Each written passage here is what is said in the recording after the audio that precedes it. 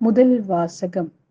உன் மீது நீ அன்பு கூறுவது போல் உனக்கு அடுத்திருப்பவன் மீதும் அன்பு கூறுவாயாக. லேவியர் நூலிலிருந்து வாசகம். அதிகாரம் 19, திருவசனங்கள் 1 முதல் 2 மற்றும் 17 முதல் 18 வரை. ஆண்டவர் மோசேயிடம் கூறியது. நீ இஸ்ரேல் மக்களிடம் கூற வேண்டியது.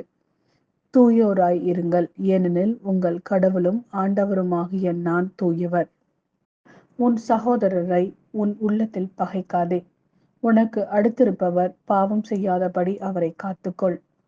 பலிக்கு பலியென உன் இனத்தார் மேல் காழ்ப்பு கொள்ளாதே. உன் மீது நீ அன்பு கூறுவது போல் உனக்கு அடுத்திருப்பவர் மீதும் அன்பு கூறுவாயாக. நான் ஆண்டவர். இது ஆண்டவரின் அருள்வாக்கு. இறைவா, உமக்கு நன்றி. இரண்டாம் வாசகம். நீங்கள் கிறிஸ்துவுக்கு உரியவர்கள், கிறிஸ்து கடவுளுக்கு உரியவர். திருத்தூதர் பவுல் கொரிந்தியருக்கு எழுதிய முதல் திருமுகத்திலிருந்து வாசகம்.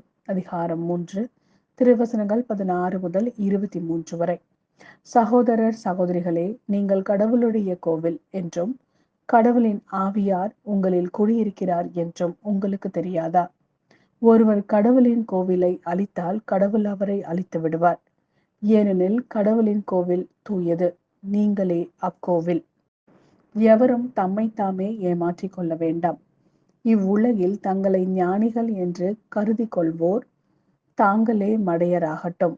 அப்பொழுது அவர்கள் ஞானிகள் ஆவார்கள்.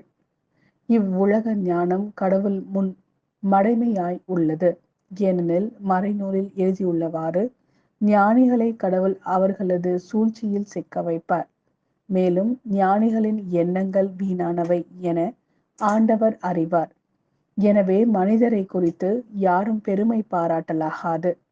பவுல், அப்பல்லோ, கேபா ஆகிய அனைவரும் உங்களுக்கு உரியவர்களே.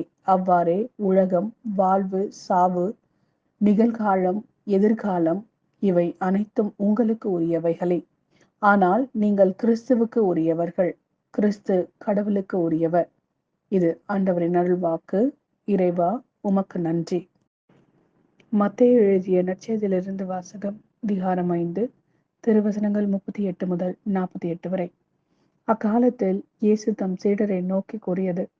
கண்ணுக்கு கண், பல்லுக்கு பல் என்று கூறப்பட்டிருப்பதை கேள்விப்பட்டிருக்கிறீர்கள். ஆனால் நான் உங்களுக்கு சொல்கிறேன், தீமை செய்பவரை எதிர்க்க வேண்டாம். மாறாக உங்களை வலக்கன்னத்தில் அறைபவருக்கு மறு கன்னத்தையும் திருப்பி காட்டுங்கள். ஒருவர் உங்களுக்கு எதிராக வழக்கு தொடுத்து உங்கள் அங்கியை எடுத்துக்கொள்ள விரும்பினால் உங்கள் மேலுடையையும் அவர் எடுத்துக்கொள்ள விட்டுவிடுங்கள். எவராவது உங்களை ஒரு கல் தொலைவர கட்டாயப்படுத்தினால் அவரோடு 2 கல் தொலை செல்லுங்கள். உங்களிடம் கேட்கிறவர்களுக்கு கொடுங்கள். கடன் வாங்க விரும்புகிறவருக்கு முகம் கோணாதீர்கள். உனக்கு அடுத்திருப்பவரிடம் அன்பு கூர்வாயாக, பகைவரிடம் வெறுப்பு கொள்வாயாக என கூறப்பட்டிருப்பதை கேள்விப்பட்டிருக்கிறீர்கள். ஆனால் நான் உங்களுக்கு சொல்கிறேன், உங்கள் பகைவரிடமும் அன்பு கூறுங்கள். உங்களை துன்புறுத்துவோருக்காக இறைவனிடம் வேண்டுங்கள். இப்படி செய்வதால் நீங்கள் உங்கள் விண்ணக தந்தையின் மக்களாவீர்கள். ஏனெனில் அவர் நல்லோர் மேலும் தீயோர் மேலும் தம் கதிரவனை உதித்தெழ செய்கிறார். நேர்மையுள்ளோர் மேலும் நேர்மையற்றோர் மேலும் மழை பெய்ய செய்கிறார். உங்களிடத்தில் அன்பு செலுத்துவோரிடமே நீங்கள் அன்பு செலுத்துவீர்களானால் உங்களுக்கு என்ன கைமாறு கிடைக்கும்? வரி தண்டுவோரும் இவ்வாறு செய்வதில்லையா? நீங்கள் உங்கள் சகோதரர் சகோதரிகளுக்கு மட்டும் வாழ்த்து கூறுவீர்களானால் நீங்கள் மற்றவருக்கும் மேலாக செய்து விடுவதென்ன?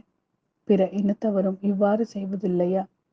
ஆதலால் உங்கள் விண்ணக தந்தை நிறை உள்ளவராய் இருப்பது போல நீங்களும் நிறை உள்ளவர்களாய் இருங்கள். இது கிறிஸ்து வழங்கும் நற்செய்தி. கிறிஸ்துவே, உமக்கு புகழ்.